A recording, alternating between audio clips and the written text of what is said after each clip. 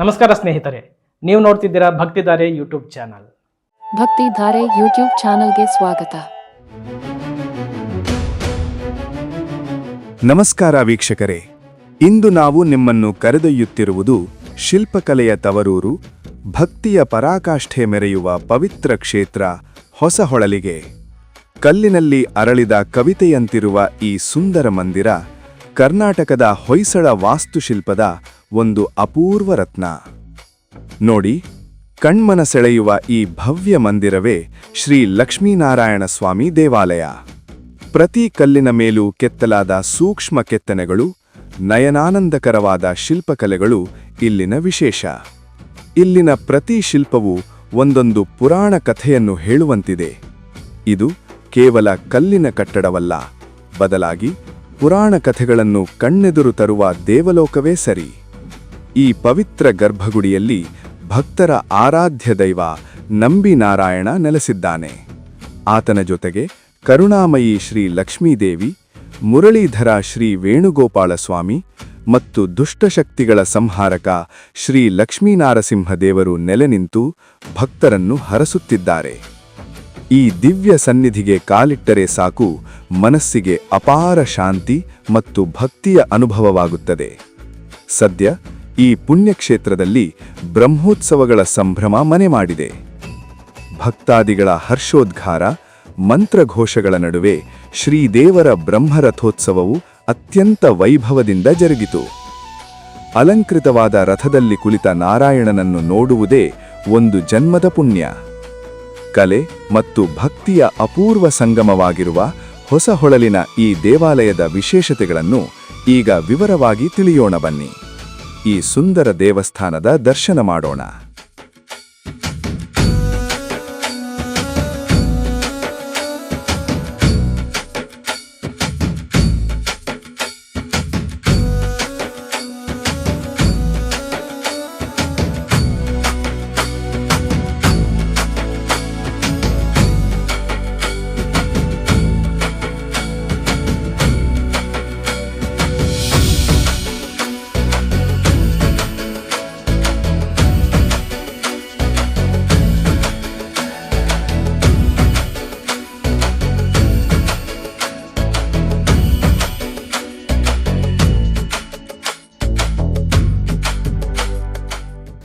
ಇಲ್ಲಿ ಮಹಾವಿಷ್ಣು ಬಂದು ನಾರಾಯಣನ ಅವತಾರದಲ್ಲಿರುವಂಥದ್ದು, ಚತುರ್ವಿಂಶತಿ ಮಹಾವಿಷ್ಣು ಅಂತ ಕರೆಯುವಂಥದ್ದು. ಸ್ವಾಮಿಗೆ ಬಲಗೈಲಿ ಶಂಕು, ಎಡಗೈಲಿ ಚಕ್ರ ಇರುವಂಥ ದೇವಸ್ಥಾನ ಅಂತ. ಅದನ್ನು ನಂಬಿ ನಾರಾಯಣ ಅಂತ ಕರೀತಾರೆ. ಕೇಶವನಿಗೆ ಗದೆ ಕೆಳಗಡೆ ಇರುತ್ತೆ, ನಾರಾಯಣನಿಗೆ ಗದೆ ಮೇಲ್ಗಡೆ ಇರುತ್ತೆ. ಇಲ್ಲಿ ಬಲಗೈಲಿ ಶಂಕು ಇದೆ, ಎಡಗೈಲಿ ಚಕ್ರ ಇದೆ, ಮೇಲ್ಗಡೆ ಕೈಯಲ್ಲಿ ಗದಾ ಪದ್ಮಹಸ್ತ ಇದೆ. ಚತುರ್ಭುಜದಿಂದ ಕೂಡಿರುವಂತಹ ನಾರಾಯಣ ನಂಬಿ ನಾರಾಯಣ ಅಂತ ಕರೆಯುವರು. ನಂಬಿದವರಿಗೆ ಕೈ ಬಿಡಲ್ಲ ಅನ್ನುವಂಥದ್ದಕ್ಕೆ ನಂಬಿ ನಾರಾಯಣ ಅಂತ ಕರೀತಾರೆ. ಇದು ಕರ್ನಾಟಕದಲ್ಲಿ ಏಕೈಕ ಕ್ಷೇತ್ರದಲ್ಲಿರುವಂತಹ ಪ್ರಹ್ಲಾದ ಸಮೇತ ಲಕ್ಷ್ಮೀ ನರಸಿಂಹ ಅಂತ. ಯೋಗ ನರಸಿಂಹ, ಉಗ್ರ ನರಸಿಂಹ, ಭೋಗ ನರಸಿಂಹ ಅಂತ. ಇದು ಬಂದು ಶಾಂತ ನರಸಿಂಹ ಅಂತ. ಏಕೆ ಶಾಂತ ನರಸಿಂಹ ಅಂದ್ರೆ ಸ್ವಾಮಿಯವರು ಮಹಾಲಕ್ಷ್ಮಿ ಸಮೇತ ಪ್ರಹ್ಲಾದ ಇರುವಂತ ಏಕೈಕ ಕ್ಷೇತ್ರ ಕರ್ನಾಟಕದಲ್ಲಿ. ಏನು ಅಂದ್ರೆ ಅಮ್ಮನವರು ಕೂಡ ಪ್ರಹ್ಲಾದನೇ ನೋಡ್ತಾ ಇರುವಂತ ಕ್ಷೇತ್ರ ಅಂತ. ಅದು ವಿಶೇಷವಾಗಿರುವಂಥದ್ದು. ಪ್ರಹ್ಲಾದ ಲಕ್ಷ್ಮೀ ನರಸಿಂಹ ಇರೋದ್ರಿಂದ ಶಾಂತ ನರಸಿಂಹ ಅಂತ. ಉಗ್ರ ನರಸಿಂಹ ಅಂತ ನಿಮ್ಗೆ ಗೊತ್ತಿರೋ ಹಾಗೆ ಹಿರಣ್ಯಕಶಿಪುನ ವಧೆ ಮಾಡ್ತಾ ಇರೋಂಥದ್ದು. ಭೋಗ ನರಸಿಂಹ ಅಂದ್ರೆ ಭೋಗವನ್ನು ಕೊಡೋದು. ಭಕ್ತನಾದ ಮತ್ತು ಮಗನಾದ ಪ್ರಹ್ಲಾದನಿಗೆ ವರವನ್ನು ಕೊಡ್ತಾ ಇರೋದ್ರಿಂದ ಪ್ರಹ್ಲಾದ ವರದ ಲಕ್ಷ್ಮೀ ನರಸಿಂಹ ಅಂತ. ಇದನ್ನು ಶಾಂತ ನರಸಿಂಹ ಅಂತ ಕರೆಯುವಂಥ ದೇವಸ್ಥಾನ ವಿಶೇಷವಾಗಿರೋದು. ಬಳಪತ್ ಕಲ್ಲಲ್ಲಿ ಕೆತ್ತನೆ ಮಾಡಿರುವಂಥ ದೇವಸ್ಥಾನ. ಇಂಟರ್ಲಾಕ್ ಸಿಸ್ಟಮ್ ಎಲ್ಲ ನೆಟ್ ಅಂಡ್ ಬೋಲ್ಡ್ ಸಿಸ್ಟಮ್ ಅಂತೀವಲ್ಲ, ಥ್ರೆಡ್ ಅಂಡ್ ಬೋಲ್ಡ್ ಸಿಸ್ಟಮ್ ಆಗಿನ ಕಾಲದಲ್ಲೇ ಮಾಡಿರುವಂಥದ್ದು. ಹೂಬಳ್ಳಿ ಆಕಾರದಲ್ಲಿ ಮಧ್ಯದಲ್ಲಿ ಒಂದೇ ಜಾಗದಲ್ಲಿ ಕೆತ್ತನೆ ಮಾಡಿರೋದು. ಹೆಬ್ಬೆಟ್ ಗಾತ್ರದಲ್ಲಿರುವಂಥ ಆಂಜನೇಯ ಅಂತ, ಅದಕ್ಕೆ ಹೆಬ್ಬೆಟ್ ಆಂಜನೇಯ ಅಂತ. ಕೈಯಲ್ಲಿ ಎಳ್ಳೀರು ಕುಡಿತಾ ಇದ್ದಾರೆ, ಅದು ತುಂಬಾ ವಿಶೇಷವಾಗಿರುವಂಥದ್ದು. ಇದು ನವರಂಗ ನಾಟ್ಯ ಮಂಟಪ ಡ್ಯಾನ್ಸಿಂಗ್ ಹಾಲ್ ಅಲ್ಲಿ ಸ್ವಾಮಿಯವರ ಮಧ್ಯದಲ್ಲಿ ಕಾಳಿಂಗ ಮರ್ದನ ಅಂತ, ಕೃಷ್ಣ ಕಾಳಿಂಗ ಸರ್ಪದ ಮೇಲೆ ನಿಂತಿರುವಂಥದ್ದು. ದಕ್ಷಿಣಕ್ಕೆ ತಲೆ ಹಾಕಿರುವಂಥದ್ದು, ಉತ್ತರಕ್ಕೆ ಕಾಲನ್ನ ಇಟ್ಕೊಂಡು ಕೈಯಲ್ಲಿ ಹಾವು ಇಟ್ಕೊಂಡಿರೋದು. ಅದಕ್ಕೆ ಕಾಳಿಂಗ ಮರ್ದನ ಅಂತ ಕರೆಯುವಂಥದ್ದು. ನಾರಾಯಣಾಯ ವಿದ್ಮಹೇ ವಾಸುದೇವಾಯ ಧೀಮಹಿ ತನ್ನೋ ವಿಷ್ಣುಃ ಪ್ರಚೋದಯಾತ್. ಮಹಾದೇವ್ಯೈ ಚ ವಿದ್ಮಹೇ ವಿಷ್ಣುಪತ್ನ್ಯೈ ಚ ಧೀಮಹಿ ತನ್ನೋ ಲಕ್ಷ್ಮೀ ಪ್ರಚೋದಯಾತ್. ಇದು ಹೊಸಹೊಳಲ ಕ್ಷೇತ್ರದಲ್ಲಿರುವಂತಹ ನಂಬಿ ನಾರಾಯಣ ದೇವಾಲಯ. ಸ್ವಾಮಿಯವರಿಗೆ ಪಚ್ಚಕರ್ಪೂರ ನಾಮ, ಸ್ವಾಮಿಯವರಿಗೆ ಬಲಗೈಯಲ್ಲಿ ಶಂಕು, ಎಡಗೈಯಲ್ಲಿ ಚಕ್ರ, ಗದಾ ಪದ್ಮಹಸ್ತ, ಚತುರ್ಭುಜದಿಂದ ಕೂಡಿರುವಂತಹ ನಾರಾಯಣ. ಚತುರ್ವಿಂಶತಿ ಮಹಾವಿಷ್ಣುವಿನಲ್ಲಿ ಬರುವಂತಹ ನಾರಾಯಣ ಮಹಾವಿಷ್ಣು ವಿಶೇಷವಾಗಿರುವಂಥದ್ದು. ಲಕ್ಷ್ಮೀನಾರಾಯಣ ಅಂತ ಮೈಸೂರು ಮಹಾರಾಜರು ಕರೆಯುವಂಥ ದೇವಸ್ಥಾನದಲ್ಲಿ ಲಕ್ಷ್ಮೀನಾರಾಯಣ ಅಂತ ಪ್ರಸಿದ್ಧಿಯಾಗಿರುವಂಥ ದೇವಸ್ಥಾನ. ನಾರಾಯಣಾಯ ವಿದ್ಮಹೇ ವಾಸುದೇವಾಯ ಧೀಮಹಿ ತನ್ನೋ ವಿಷ್ಣು ಪ್ರಚೋದಯಾತು. ಮಹಾದೇವ್ಯೈ ಚ ವಿದ್ಮಹೇ ವಿಷ್ಣುಪತ್ನೇ ಚ ಧೀಮಹಿ ತನ್ನೋ ಲಕ್ಷ್ಮೀಂ ಪ್ರಚೋದಯಾತು. ಭವ್ಯಾಯ ಮುನಿವರ್ಯಾಯ ಪರಿಪೂತಾಯ ವಾಗ್ಮಿನೇ ಯೋಗಪ್ರಭಾ ಸಮೇತಾಯ ಶ್ರೀಮದ್ವಿಕನಸೇ ನಮಃ. ಲಕ್ಷ್ಮೀವಲ್ಲಭ ಸಂಕಲ್ಪ ವಲ್ಲಭಾಯ ಮಹಾತ್ಮನೇ ಶ್ರೀಮದ್ವಿಕನಸೇ ಭೂಯಾತ್ ನಿತ್ಯಶ್ರೀ ನಿತ್ಯಮಂಗಳಂ. ಇದು ಹೊಸಹೊಳಲು ಎಂಬ ಗ್ರಾಮ. ಹೊಯ್ಸಳ ಕಾಲದಲ್ಲಿ ವಿಷ್ಣುವರ್ಧನ ಮಹಾರಾಜರ ಮೊಮ್ಮಕ್ಕಳಾದ ವೀರಬಳ್ಳಾಳ ಮತ್ತು ನರಸಿಂಹಬಳ್ಳಾಳ ಅನ್ನವರು ಸುಮಾರು 900ರಿಂದ 1000 ವರ್ಷದ ಮುಂಚೆ ಕಟ್ಟಿರುವಂತಹ ದೇವಾಲಯ. ಈ ದೇವಾಲಯವನ್ನು 13ನೇ ಶತಮಾನದಲ್ಲಿ ನಿರ್ಮಿಸಲಾಗಿದೆ ಎಂದು ಹೇಳ್ತಾರೆ. ಹಳೇಬೀಡು, ಬೇಲೂರು, ಸೋಮನಾಥ್ಪುರಕ್ಕೆ ಸರಿ ಸಮಾನವಾಗಿರುವ ದೇವಸ್ಥಾನ ಅಂತ ಕರೆಯುವಂಥದ್ದು. ಹಳೇಬೀಡನ್ನ ನಾವು ಹೊರಭಾಗ ನೋಡಬೇಕು ಅಂತೀವಿ, ಬೇಲೂರಿನ ಒಳಭಾಗ ನೋಡಬೇಕು ಅಂತೀವಿ. ಹೊಸಹೊಳಲು ಹೊರಗಡೆ ಮತ್ತು ಹೊರಗಡೆ ಎರಡೂ ನೋಡುವಂಥ ದೇವಸ್ಥಾನ ಅಂತ. ಹೊರಗಡೆ ಬಂದು ನಮಗೆ ರಾಮಾಯಣ, ಮಹಾಭಾರತ, ಭಾಗವತವನ್ನೆಲ್ಲ ಕೆತ್ತನೆ ಮಾಡಿರುವಂಥ ದೇವಸ್ಥಾನ. ಒಳಗಡೆಯಲ್ಲಿ ಬೇಲೂರಲ್ಲಿರೋಂಗೆ ಶಿಲಾಬಾಲಿಕೆಯರು, ಭುವನೇಶ್ವರಿಯನ್ನು ವಿಶೇಷವಾಗಿ ಕೆತ್ತನೆ ಮಾಡಿರುವಂಥ ದೇವಸ್ಥಾನ ಅಂತ. ಇಲ್ಲಿ ಮಹಾವಿಷ್ಣು ಬಂದು ಚತುರ್ವಿಂಶತಿ ಮಹಾವಿಷ್ಣುವಿನ ಅವತಾರದಲ್ಲಿ ನಾರಾಯಣನ ಅವತಾರದಲ್ಲಿರುವಂಥದ್ದು. ಕೇಶವ, ನಾರಾಯಣ, ಮಾಧವ, ಗೋವಿಂದ, ವಿಷ್ಣು, ಮಧುಸೂದನ, ತ್ರಿವಿಕ್ರಮಾತರ 24 ಮಹಾವಿಷ್ಣು ಅಂತ ಇರುವಂಥ ದೇವಸ್ಥಾನ. ಇಲ್ಲಿ ನಾರಾಯಣ ಬಂದು ನಂಬಿ ನಾರಾಯಣ ಶಂಕು ಚಕ್ರವನ್ನ ಅದಲು ಬದಲಾಗಿ ಇಟ್ಕೊಂಡಿರುವಂಥದ್ದು. ಸ್ವಾಮಿಗೆ ಬಲಗೈಲಿ ಶಂಕು, ಎಡಗೈಲಿ ಚಕ್ರ ಇರುವಂಥದ್ದು. ಮೇಲ್ಗಡೆ ಕೈಯಲ್ಲಿ ಗದಾ ಪದ್ಮ ಹಸ್ತ ಇದೆ ಅಂತ. ಶಂಕು ಚಕ್ರ ಅದಲು ಬದಲಾಗಿರೋದಕ್ಕೆ ನಂಬಿ ನಾರಾಯಣ ಅಂತ ಕರೆಯುವಂಥದ್ದು.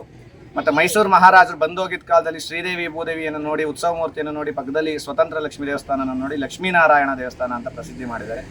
ಮತ್ತು ಕರ್ನಾಟಕದಲ್ಲಿ ಏಕೈಕ ಕ್ಷೇತ್ರದಲ್ಲಿ ಪ್ರಹ್ಲಾದ ಮತ್ತು ಲಕ್ಷ್ಮೀ ನರಸಿಂಹ ಇರುವಂಥ ಕ್ಷೇತ್ರ ಅಂತ ಕರೆಯುವಂಥದ್ದು. ಮತ್ತು ವೇಣುಗೋಪಾಲ ಸ್ವಾಮಿ ಇರೋದ್ರಿಂದ ತ್ರಿಕುಟಾಚಲ ಶೈಲಿಯಲ್ಲಿ ಇರುವಂಥ ದೇವಸ್ಥಾನ ಅಂತ. ಮಧ್ಯದಲ್ಲಿ ಕಾಳಿಂಗ ಮರ್ದನ, ಭುವನೇಶ್ವರಿಯಲ್ಲಿ ಕಾಳಿಂಗ ಮರ್ದನ ಇರುವಂಥದ್ದು. ಮತ್ತು ಹೆಬ್ಬೆಟ್ಟ ಆಂಜನೇಯ, ಈ ರೀತಿಯಾಗಿ ದೇವಸ್ಥಾನದಲ್ಲಿ ಹಲವು ವಿಶೇಷವಾದಂಥ ಕೆತ್ತನೆಗಳನ್ನು ಕೂಡಿರುವಂಥ ದೇವಾಲಯ. ಹೊರಗಡೆಯಲ್ಲೂ ಕೂಡ ನಮಗೆ ಸಾಮಾನ್ಯವಾಗಿ ನೋಡಿದಾಗ ಭುವನೇಶ್ವರಿಗಳನ್ನೆಲ್ಲ ವಿಶೇಷವಾಗಿ ಕೆತ್ತನೆ ಮಾಡಿದ್ದಾರೆ. ಮತ್ತು ಚತುರ್ವಿಂಶತಿ ಮಹಾವಿಷ್ಣುವಿನ ಕೆತ್ತನೆ ಮಾಡಿರುವಂಥದ್ದು, ಕಾಳಿಂಗ ಮರ್ದನನ ಕೆತ್ತನೆ ಮಾಡಿರೋದು, ಮತ್ತು ರಾಮಾಯಣ ಮಹಾಭಾರತದಲ್ಲಿ ಬರುವಂಥ ವಿಶೇಷವಾದ ಸನ್ನಿವೇಶಗಳನ್ನು ತೋರಿಸಿರುವಂಥ ದೇವಸ್ಥಾನ ಇದು. ಇಲ್ಲಿ ಸುಮಾರು 60ರಿಂದ 70 ವರ್ಷದಿಂದ ಬ್ರಹ್ಮೋತ್ಸವಗಳು ಮತ್ತು ಎಲ್ಲ ವಿಶೇಷವಾದ ಉತ್ಸವಗಳನ್ನು ನಡೆಸ್ಕೊಂಡು ಬರ್ತಾ ಇರುವಂಥ ದೇವಸ್ಥಾನ. ಎಲ್ಲ ಇಲ್ಲಿ ವೈಖಾನಸ ಆಗಮದಲ್ಲಿ ಪ್ರತಿನಿತ್ಯ ಬೆಳಗ್ಗೆ ಮತ್ತು ಸಂಜೆ ಪೂಜೆ ನಡೆಯುವಂಥ ದೇವಸ್ಥಾನ ಆಗಿರುವಂಥ ದೇವಸ್ಥಾನ. ಇಲ್ಲಿ ಸಪ್ತಾನಿಕ ಬ್ರಹ್ಮೋತ್ಸವ ನಡೆಯುವಂಥದ್ದು. ಮೊದಲನೇ ದಿವಸದಿಂದ ಧ್ವಜಾರೋಹಣದಿಂದ ಮತ್ತು ಕೊನೆಯ ದಿವಸ ಧ್ವಜ ಅವರೋಹಣದವರೆಗೂ ವಿಶೇಷವಾಗಿ ಪೂಜೆ ನಡೆಯುವಂಥದ್ದು. ಧ್ವಜಾರೋಹಣ ಆದ ಮೇಲೆ ಶೇಷವಾಹನೋತ್ಸವ ಆದಲ್ಲಿ ಮತ್ತು ಬ್ರಹ್ಮೋತ್ಸವದಲ್ಲಿ ಇಂದಿನ ದಿವಸ ವೈವಾಹಿಕ ಸ್ವಾಮಿಯವರಿಗೆ ವಿಶೇಷವಾದ ಕಲ್ಯಾಣೋತ್ಸವ. ಮತ್ತು ಬ್ರಹ್ಮ ರಥೋತ್ಸವದ ದಿನ ಸ್ವಾಮಿಯವರಿಗೆ ಅನ್ನಕೂಟೋತ್ಸವ, ತಿರುಪಾವಡಿ ಸೇವೆ ಅಂತ. ಅಂದರೆ ಸ್ವಾಮಿಯವರಿಗೆ ಸುಮಾರು 1 ಕ್ವಿಂಟಾಲ್ ಅಂದರೆ 100 kg ಅಕ್ಕಿಯಲ್ಲಿ ಸ್ವಾಮಿಯವರ ವಿಶೇಷವಾದ ಪ್ರಸಾದ, ಪುಳಿಯೋಗರೆ ಪ್ರಸಾದವನ್ನು ಮಾಡಿ ಬಂದಂತಹ ಸಾವಿರಾರು ಭಕ್ತಿಗಳಿಗೆ ಇಲ್ಲಿ ಹಂಚಿ ಸುಮಾರು ಭಕ್ತಾದಿಗಳು ಅದನ್ನು ಸ್ವೀಕರಿಸಿ ತೃಪ್ತಿಯನ್ನು ಹೊಂದುತ್ತಾರೆ. ಏನಕ್ಕೆ ಈ ಸೇವೆಯನ್ನು ಮಾಡಿಸ್ತಾ ಇದ್ದಾರೆ ಅಂದರೆ, ಇಲ್ಲಿ ದೇವರಿಗೆ ಬ್ರಹ್ಮ ರಥೋತ್ಸವ ನಡೆಯುವಾಗ ಸ್ವಾಮಿಯವರಿಗೆ ಯಾವುದೇ ಒಂದು ದೃಷ್ಟಿಯು ಸ್ವಾಮಿಯವರ ಮೇಲೆ ಬೀಳಬಾರ್ದು. ಈ ಊರಿನ ಗ್ರಾಮಸ್ಥರಿಗೆ ಎಲ್ಲವನ್ನೂ ಒಳ್ಳೆಯದನ್ನು ಮಾಡಬೇಕು, ಯಾವಾಗಲೂ ಸುಭೀಕ್ಷವಾಗಿರಬೇಕು ಅನ್ನೋ ಒಂದು ವಿಚಾರದಿಂದ ಒಬ್ಬರು ಭಕ್ತಾದಿಗಳು ಪ್ರತಿ ವರ್ಷ ಸುಮಾರು ಒಂದು 22 ವರ್ಷಗಳಿಂದ ಆ ಸೇವೆಯನ್ನು ಮಾಡ್ತಾ ಇದ್ದಾರೆ. ಅವರು ಸದಾಕಾಲದಲ್ಲಿ ಸ್ವಾಮಿಯವರ ಕೃಪೆಗೆ ಪಾತ್ರರಾಗ್ತಾ ಇದ್ದಾರೆ. ಮತ್ತು ಇಲ್ಲಿರೋ ಗ್ರಾಮಸ್ಥರು ಮತ್ತು ಇಲ್ಲಿನ ಆಡಳಿತ ಮಂಡಳಿ ಕೂಡ ಬ್ರಹ್ಮ ರಥೋತ್ಸವದಲ್ಲಿ ಯಾವುದೇ ಒಂದು ಲೋಪದೋಷಗಳಿಂದ ಎಲ್ಲಾ ಪೂಜಾ ಕಾರ್ಯಕ್ರಮಗಳು ಪ್ರತಿನಿತ್ಯವಾಗಿ ನಡೆಸ್ಕೊಂಡ್ಬರುವಂಥ ದೇವಸ್ಥಾನವಾಗಿರೋದ್ರಿಂದ ಇಲ್ಲಿ ಸ್ವಾಮಿಯವರಿಗೆ ವಿಶೇಷ ಸೇವೆಗಳು ಪ್ರತಿನಿತ್ಯವೂ ನಡೀತಾ ಇರುವಂಥ ದೇವಸ್ಥಾನ ಆಗಿರುತ್ತದೆ. ಮತ್ತು ತೆಪ್ಪೋತ್ಸವ ಅಂತ ವಿಶೇಷವಾಗಿ ನಡೆಯುವಂಥದ್ದು. ಇಲ್ಲಿ ಸ್ವಾಮಿಯವರ ಒಂದು ತೆಪ್ಪೋತ್ಸವವು ವಿಶೇಷವಾಗಿ ಇಲ್ಲಿನ ಒಂದು ಗ್ರಾಮದಲ್ಲಿ ನಡೆಯುವಂಥದ್ದು. ವಿಶೇಷವಾಗಿ ಚಕ್ರಸ್ನಾನ, ಮಹಾಸ್ವಾಮಿಯವರಿಗೆ ವಸಂತೋತ್ಸವ, ಪ್ರತಿ ಸೇವೆಯನ್ನು ಇಲ್ಲಿ ನಡೀತಾ ಇರುವಂಥ ದೇವಾಲಯ ಆಗಿರುವಂಥದ್ದು ವಿಶೇಷವಾಗಿದೆ. ಇದ್ರ ಜೊತೆಗೆ ಒಂದು ರಥೋತ್ಸವ ಅಂತಂದರೆ ರಥ ಬರೀ ಮೇನ್ ರೋಡಲ್ಲಿ ಹೋಗೋದಿಲ್ಲ, ಈ ದೇವಸ್ಥಾನದ ಸುತ್ತಿ ಕೊನೆಗೆ ದೇವಸ್ಥಾನಕ್ಕೆ ಬಂದು ತಲುಪುತ್ತೆ. ಇದು ಈ ಒಂದು ಹೊಸಹೊಳಿನ ದೇವಸ್ಥಾನದ ರಥೋತ್ಸವದ ಒಂದು ವಿಶೇಷ. ಈ ವಿಡಿಯೋ ನಿಮಗೆ ಇಷ್ಟ ಆದರೆ ಈಗಲೇ ಲೈಕ್ ಮಾಡಿ, ನಿಮ್ಮ ಬಂಧು ಮಿತ್ರರಿಗೆ ಶೇರ್ ಮಾಡಿ, ನಿಮ್ಮ ಅಮೂಲ್ಯವಾದ ಅಭಿಪ್ರಾಯಗಳನ್ನು ಕಾಮೆಂಟ್ ರೂಪದಲ್ಲಿ ನಮಗೆ ತಿಳಿಸಿ. ಇಲ್ಲಿವರೆಗೂ ನಮ್ಮ ಈ ಚಾನಲನ್ನು ಸಬ್ಸ್ಕ್ರೈಬ್ ಮಾಡ್ಕೊಂಡಿಲ್ಲ ಅಂದರೆ ಈಗಲೇ ಸಬ್ಸ್ಕ್ರೈಬ್ ಮಾಡಿಕೊಳ್ಳಿ, ಪಕ್ಕದಲ್ಲಿರುವ ಬೆಲ್ ಐಕಾನನ್ನು ಪ್ರೆಸ್ ಮಾಡಿ. ಇನ್ನು ಮುಂದೆ ಬರುವ ನಮ್ಮ ವಿಡಿಯೋಗಳ ನೋಟಿಫಿಕೇಷನನ್ನು ಪಡೆಯಿರಿ. ಇನ್ನೊಂದು ಧಾರ್ಮಿಕ ಕಾರ್ಯಕ್ರಮದಲ್ಲಿ ಭೇಟಿಯಾಗೋಣ. ಧನ್ಯವಾದಗಳು. ಈ ವಿಡಿಯೋ ನಿಮಗೆ ಇಷ್ಟ ಆದರೆ ಲೈಕ್ ಮಾಡಿ, ಶೇರ್ ಮಾಡಿ, ನಮ್ಮ ಚಾನಲನ್ನು ಸಬ್ಸ್ಕ್ರೈಬ್ ಮಾಡಿ.